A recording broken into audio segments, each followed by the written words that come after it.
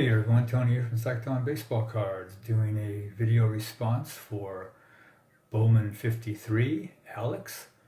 He's doing a contest just because he wanted to. It's not a subscriber contest, it's just his very first contest he sponsored.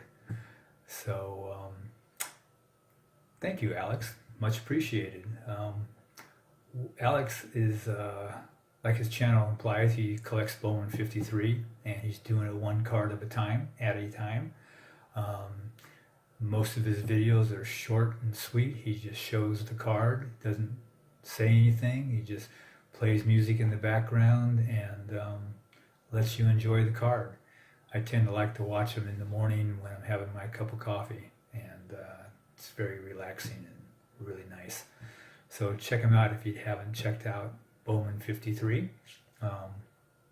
So what he wanted us to do for his contest is incorporate something from the 1950s into the video and show 5 cards.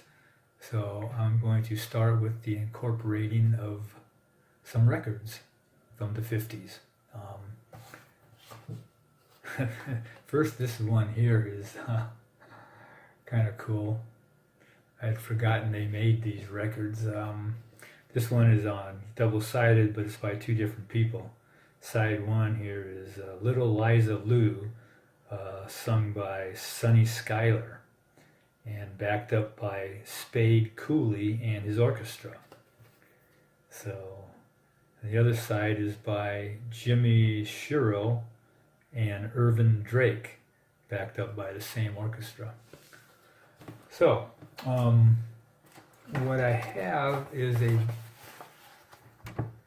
record binder here with 45 RPMs, and this was my mother's collection. I have 4 of these binders, and all of them filled with records. And when she passed away, I was given these. So I'm going to pause this thing for a minute before I go on to the next part of it, so hang on. Okay, a couple of the records in here are by Sarah Vaughan. She was nicknamed Sassy, and also the Divine One. She loved the nickname of Sassy. She said it described her personality, and she spelled it S-A-S-S-I-E. She won 4 Academy Awards, including a Lifetime Achievement Award. A critic back in the day was Scott Yarno for jazz singers, jazz music. He wrote that she had one of the most wondrous voices of the 20th century. So there you have Sarah Vaughan, great jazz singer. If you haven't heard her sing, check her out. Go on the internet and try to find some of her music. She's fantastic. And do that with the next few people I'm going to show too. Okay, so hang on. Okay, next up we have Nat King Cole. He was professionally known as Nat King Cole. His name was Nathaniel Adam Coles, and he was known professionally, like I just said, as Nat King Cole. He was an American jazz pianist and vocalist. He recorded over 100 songs that became hits on the pop charts. His trio was the model for small jazz ensembles that followed. Cole also acted in films and on television. He acted in films and on television and performed on Broadway.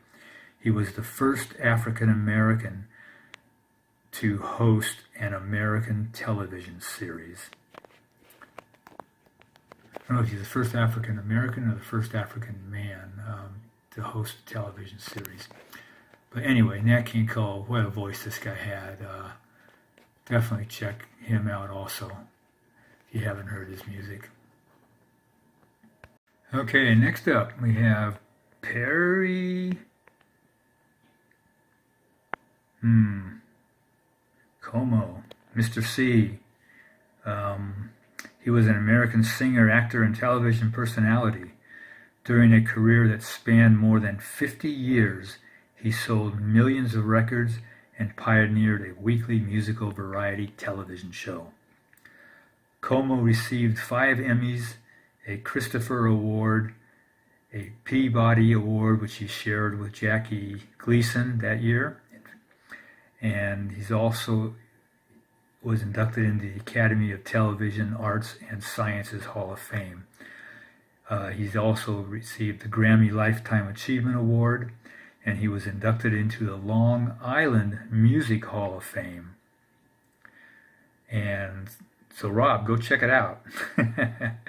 He was the distinction of having 3 stars on the Hollywood Walk of Fame for his work on radio, television, and music. I remember my parents would watch his show in the evenings, and I would watch it, and the guy had a really great voice. Very, very calm and soothing and really nice. Okay, next up, I have Frankie Laine.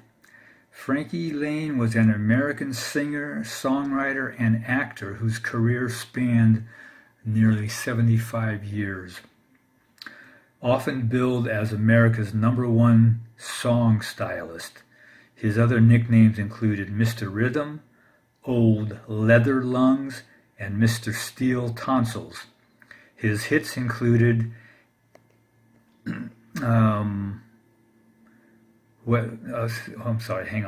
His hits included 3:10 to Yuma, Gunfight at OK Corral, Blazing Saddles. Those were his movie song titles that he sang the soundtrack for movies. And for television, he sang the Rawhide song and Mule Train, and many other television and movie song titles. So he was pretty active, and he wasn't just a country western singer. He sang all genres. He sang jazz, pop, you name it, he sang it. So he was pretty popular back then. Okay, so that's all for the incorporating the 50s into my video. Next up, we're going to do cards, so hang on. Oh man, I forgot the main guy, man. My main man from the singing in the 60s. Elvis Presley. How can I forget Elvis? This guy was my favorite. He was the king of rock and roll. I'm not going to say a whole lot about Elvis because the video is going to be really long if I do. But anyway, not only did Bowman53 put out a beautiful set in 1953, but Elvis recorded his first song at Sun Records in 1953. He recorded a song for $3.98. Some accounts say he went to the record company to record a gift for his mother. Others say he went in hopes of being discovered after reading about the owner, Sam Phillips' penchant for discovering new talent, and he hoped Sam would hear him sing. But Sam wasn't there that day. Secretary was, and she asked Elvis what he was going to sing and what he sounded like. And he replied, "I don't sound like nobody." So we went ahead and recorded the record, My Happiness by the Ink Spots, and on the flip side, That's When Your Heartaches Begin. And That's When Your Heartaches Begin was one of his big hits back then. And that was on the flip side was All Shook Up. Okay, so that's all I'm going to tell you about Elvis. He's got a lot of stuff out there on the internet if you want to know more. So it's getting long already on this video, so I'm going to get to the cards. Okay, I don't have a lot of cards from the 50s. All my cards disappeared. I think my mom tossed them. But I'm going to show some of them that I've shown in the past, but since it's part of the video Alex wants to see, we're going to see him again. So we have Frankie Laine from 1959. We have Ernie Banks from 1958. We have Warren Spahn from 1954.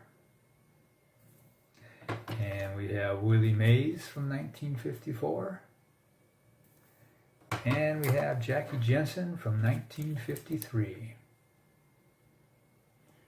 All right, so there you have it. That last card was for you, Alex, Bowman53. Hope that would suffice for your contest. Sorry I went a little bit long, guys and gals. Hope you enjoyed it, though. I'll leave a link to Alex below if you don't know of him. And everybody have a great rest of the day. Take care. Bye-bye.